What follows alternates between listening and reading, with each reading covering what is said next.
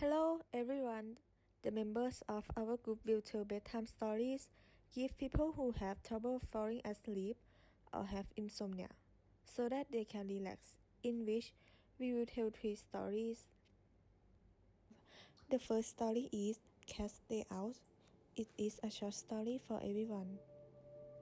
Once upon a time, there was a cat. Her name was Kitty. She used to live in a small beautiful house in a village. It was summer and the sun was shining brightly in the sky. Kitty was getting bored at home and thought, why shouldn't I go out for a drive in the countryside and then go to the beach? She came out of her house and took out her red-colored car. She started driving toward the beach. Suddenly, she heard a sound, meh, meh.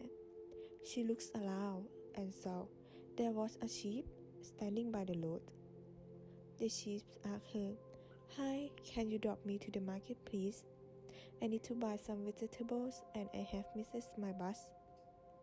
Kitty replied, "Yes, of course. Please come in."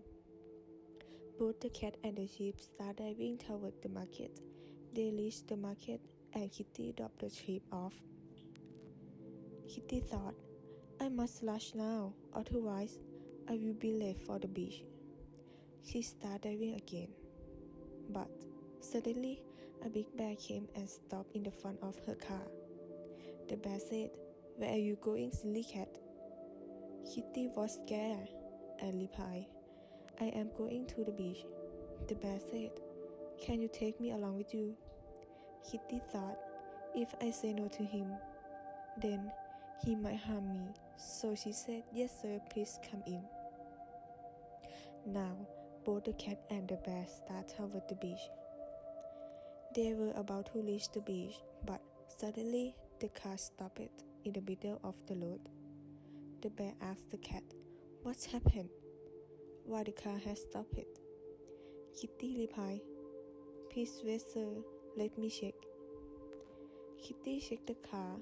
She checked under the bonnet and looked at the walls, but she couldn't find the problem. She looked around and see if there was any she could ask for help. She saw a monkey sitting on a tree, eating banana. Kitty asked him, "Can you help me please? My car has stopped suddenly and I need to go to the beach." The monkey said, "Wait, let me finish my banana first. Then I will come down." Both the cat and the bear waited for the monkey to finish the banana. Finally, the monkey finished his banana and came down. He looked around the car and peeked at the engine. He fiddled around with a few valves and soon had the car fixed. The car was now working perfectly. Kitty and the bear were really happy. Now they could go to the beach. Kitty said, "Thank you very much, little monkey." Monkey said, "If you're really thankful, then please take me along with you." Kitty replied, "Of course, please come in." So all the 3 of them set off for the beach and finally reached. On the beach, they enjoyed splashing in the water. They play ball together and eat yummy food such as strawberry, potato bites, ice cream, and juice. Soon enough, the sun started setting. It was sunset. All 3 of them decided it was time to leave. They sat down in the red-colored car and went back to their homes. Next story's name: The Snowman Goes Visiting. For many centuries, Yadred had lived in the mountains. The snow-covered landscape had always been his home. He roamed freely, feeding off the occasional sheep or yak that strayed across his path. From a distance, Yadred looked like a giant covered with white hair. He was friendly, but no one really wanted to be friends with him. probably because of the icy winds and snow that accompanied him wherever he went. Yadred was the only snowman left on this part of the earth. He was 3,000 years old. When he was a mere baby, his father and uncle had moved from the Arctic zones to the Himalayas with their families. The change in altitude had taken its toll on all members of his family, except him and his uncle's daughter, whom he had later married. 500 years ago, his wife had died in an avalanche, leaving him with no children. Initially, he had enjoyed his freedom, but now he felt lonely. The animals that inhabited the mountains were scared of him. Occasionally, he had tried to visit the humans that camped in the mountains, but his size and appearance would scare everyone away. Most of them mistook him for a giant bear and ran away screaming, "Yeti, Yeti." He assumed Yeti was the human word for run. Yadred never understood why. He looked similar to the human, except that he was a lot hairier and was taller than them by 2 heads. His face looked nothing like a bear. He knew it because he had seen himself in the big lake one summer. Yadred often wondered where these humans came from. They traveled in groups, so he knew there were many more of them. One day, he decided to follow their tracks and see where they came from. He came to a village. There were many small houses in the village. It was dark and he could see lights at the windows. He walked up to the house closest to him and peered inside. There were 2 humans sitting at a table. "Honey, it's really windy outside. Could you please shut the windows and pull the curtains?" said the woman inside. "The weather is really taking a turn for the worse," replied the man. Wondered how long this will continue. The man closed the windows and pulled the curtain shut, blocking out Yadred's view. Yadred walked a little distance down the road, where he saw a small boy playing in the snow. "Hi, will you let me play with you?" Yadred asked the boy. "Sure. I am building a snowman, and you can help me make it bigger 'cause you are so tall," replied the boy. "Diamond, come inside. It's getting colder outside." A woman called from inside the house. The boy quickly ran into the house. Yadred felt bad. He decided to go to another village, but the same fate met him there as well. He went to a 3rd village and a 4th, but wherever he went, people would lock themselves up in their house. The 1 or 2 people who saw him on the road would either stare at him or run away from him, scared. Soon, his sadness changed to anger. He was a nice person, and all he wanted was to be friends with these people. As he got angrier, the wind around him became colder, and it started snowing. This was a problem because he had reached the plains where it never snowed.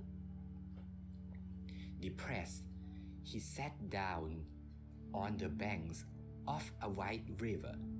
Cold winds howled around him, and it was snowing heavily. The water in the river had turned to ice. Across the river, a small pup was playing in the snow. All alone, it was jumping up and down, trying to catch the snowflakes drifting to earth, yapping merrily. Yadred watched the play. The sight of the pup made Yadred smile. After a while, another dog came and nudged the pup, and both of them ran away together. Realization struck Yadred. He would go back to the rest of his people in the Arctic. That was where he belonged. He had finished playing in the Himalayas. It was time for him to go back home.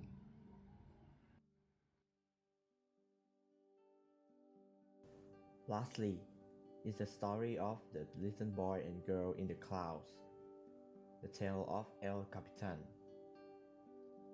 In the valley of California, now known as Yosemite, there is a natural marvel to behold.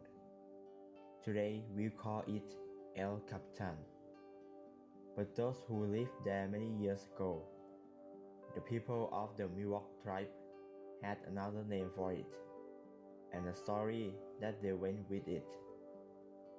This was a very tall, vertical rock that towered over all other hills.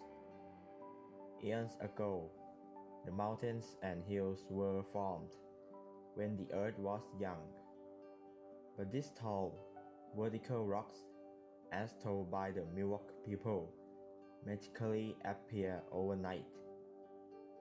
One day it was an ordinary flat rock, but overnight it rose and stretched until it poked through the clouds above the tallest treetops. The story began years ago, when one late summer afternoon, a boy and girl were playing in a stream that coursed through their valley. At the end of the day, they climbed out of the water and shivered in the cool air. "I'm cold," said the boy to his sister. "Look at this rock over there," said the sister. "The sun's shining on it. That moss on top looks as soft as a blanket." So they climbed on top of the rock, stretched out on the thick green moss, and fell asleep under the warm sun. While they slept, no one knows how or why, but the rock inched upward bit by bit. Their sleep was so deep, the children didn't stir at all, and all that night the rock rose upward more and more. When the villagers awoke, they noticed a rocky hill taller than the highest tree that had somehow mysteriously appeared overnight. Meanwhile, the parents were searching everywhere for their children, but in vain. No one had seen them playing in the stream. No one knew they were on the top of the rock that had risen overnight. The parents asked antelope, jackrabbit, raccoon, and many other animals if they had seen their children the afternoon day before. But all of them had been quite busy at that time, and none had any idea where the children might be. It was Coyote, cleverest of all, who sniffed the ground around the stream, then followed the scan to the mysterious new high hill. "You children must be on top," he announced. The villagers and animals gathered around. How did the rock rise up overnight? And more important, how to get the children down? "Antelope," said the children's father. "You are the best jumper of all. Can you jump to the top?" "I will try," said Antelope. She jumped as high as she could but could only reach a small distance up the side of the rock. The mother turned. "Grizzly bear," she said, "you are the strongest of the animals. Surely you can climb to the top." "I will try," said Grizzly Bear. But as strong as Grizzly Bear was, the rock was too wide for him to stretch his arm around it like a tree, and he could not lift his weight up the sides. One animal after another tried. Mountain Lion went a long way off to get a good running start, ran toward the rock with great leaps, sprang straight up, and fell and rolled over on his back. He had made a higher jump than any of them, but it was not nearly high enough. "Let me try," said a small voice in the back. The villagers and animals looked around. Who has spoken? "Don't step on me, please," said an offended voice, who coming through the crowd turned out to be Inchworm. "Really?" said Antelope. "You can possibly expect us to believe you could do what we could not." "What nerve?" whispered Raccoon with contempt to Jagged Rabbit, who shook his ears scornfully in agreement. Yet all the other villagers and animals were exhausted from trying, and no one else had any new ideas. So finally, the parents said, "Go ahead, Inchworm, give it a try." With his nose in the air, Inchworm started up the side of the high rock. Before long, he had passed the point where Antelope had reached, and Bear, and Mountain Lion. Then only Eagle was left, who could see where Inchworm was.